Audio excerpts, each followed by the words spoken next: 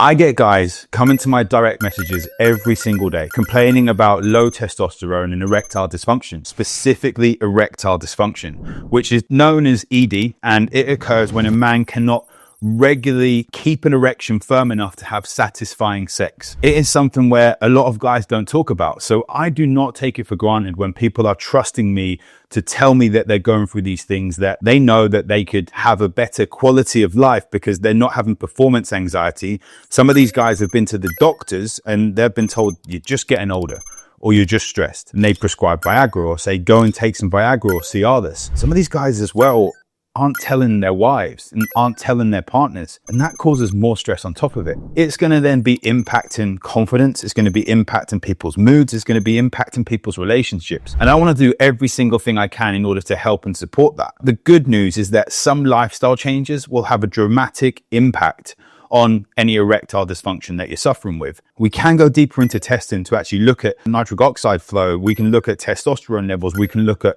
oxygen delivery. We can look at any anemia going on. We can look at cholesterol. We can look at all these other things. But if you implement these 5 things, that will be giving you a powerful foundation to help you move forward and support yourself with erectile dysfunction. So here are the 5 key steps that I always aim to work on when speaking with clients. The first one, which surprisingly a lot of people don't look at, is working on a real food diet. The amount of times I speak to guys, and not just with erectile dysfunction, but physical health, for mental health, for all these other things going on, I ask, have you done anything nutrition-wise? Have you worked on your diet specifically to help you with the symptoms that you're going through? One of the problems we see is that people don't get enough variety of vegetables, which then has an impact on their gut health. So they have low diversity in their gut microbiome. So we need to up these vegetables. We need to up the variety, not just having your simple broccoli or cauliflower, but look at some vegetables further afield. Go to a foreign food store and pick up vegetables you don't normally have. This is going to help get the diversity up in your gut microbiome. Looking at plenty of nitrate-rich foods that are going to help you with nitric oxide production. Things like beetroots are going to really be powerful, getting red cabbage and things like that. But one big thing that helps is getting plenty of protein in there. The amount of times people say, oh, I have my protein shake, and they think they've hit their protein needs, but then they have higher levels of carbohydrates and their blood sugars are all over the show, which we'll get to later on in this video. But the benefits of having plenty of protein, plenty of nitrate-rich foods, and plenty of real foods with saturated fats in there, which help your hormonal function, is that you're going to have smoother blood flow. You're going to have better hormonal balance. And both of those are going to be vital for erection quality and consistency there. The second thing is to do plenty of resistance and cardio work. The amount of guys that I speak to that are saying, I go to the gym and I lift weights. Well, we need to be cardiovascular healthy as well. We need to still be doing some work where we're getting our heart rate up and we're getting good blood flow. Pushing the weights, contracting the muscles, amazing for blood flow. We need to be doing that. But also getting your heart rate is still going to pump blood around the body. But if we are skimping away from these things, a lot of times I say to people, what do you know you can do better? They're the things we need to work on. So many times people say they haven't got time to go to the gym. If you could get 3 hours to go to the gym, not at once, but over the week, you will be able to really drastically improve your erectile dysfunction. Number 3 is test your testosterone levels and full bloods. I know I said about doing these things before it comes to testing, but let's take out the guesswork. I always say test, don't guess. Because if you are suffering from erectile dysfunction, that could be from symptoms of low testosterone as well. And then people go to the doctors and they say their testosterone is fine. I look at their bloods and it's low normal. You see, the problem that we have when we go to doctors is the Western medicine doctors, specifically in the NHS, are working with a system that is based on sickness when it comes to low and sickness when it comes to high. They're not looking at this sliding scale of the closer we get to those high and low parameters, we need to optimize and we need to work on that. So not just testing total testosterone, we need to look at free testosterone. We need to look at your cortisol. We need to look at DHEA. We also need to look at a full blood count, looking at your red blood cells. Have you got enough ability to transport oxygen in your body?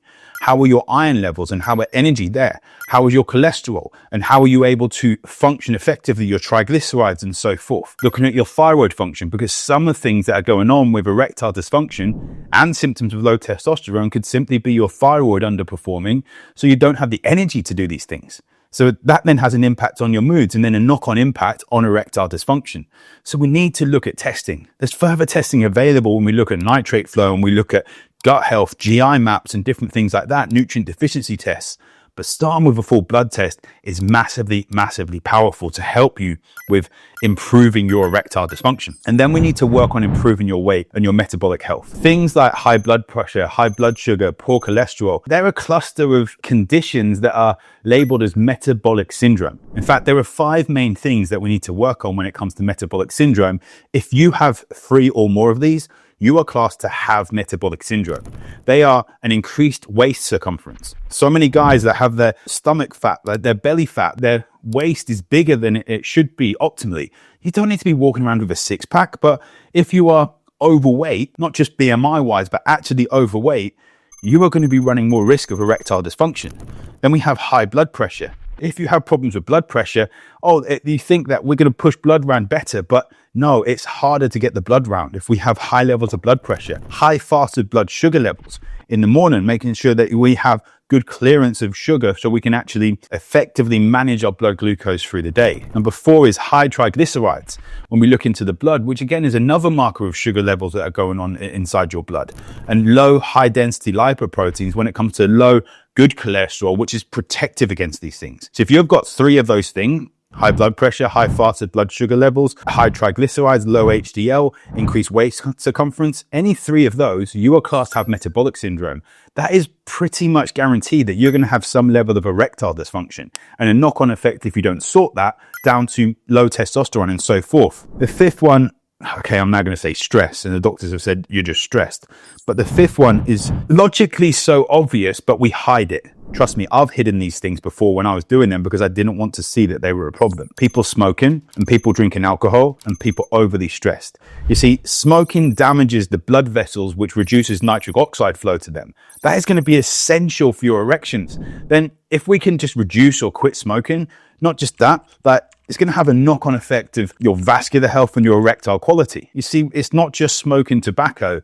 People that are smoking weed, they're smoking marijuana, cannabis, and they're using it for control of anxiety.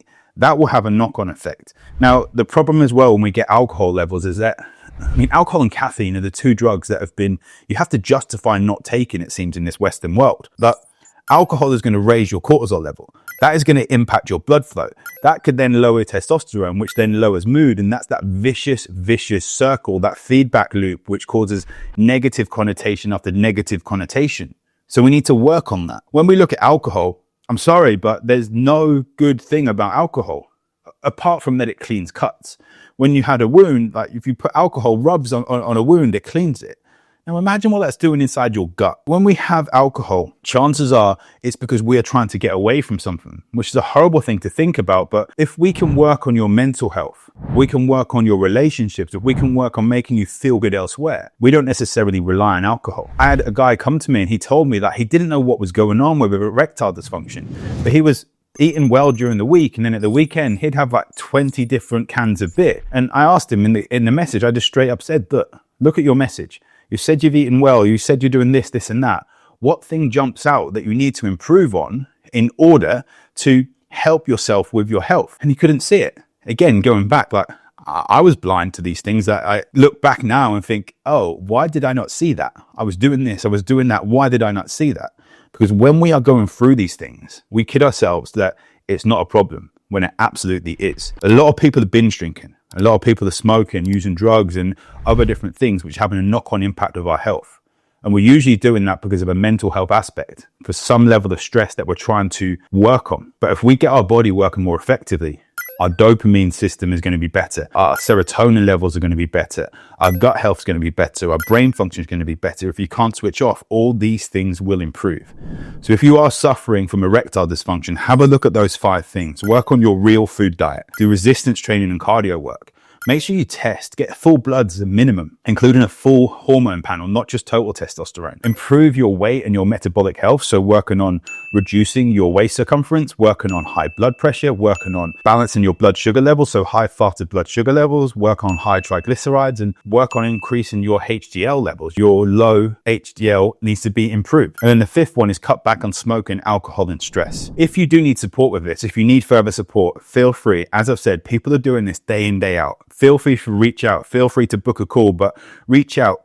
DM me with the word function and we can chat further.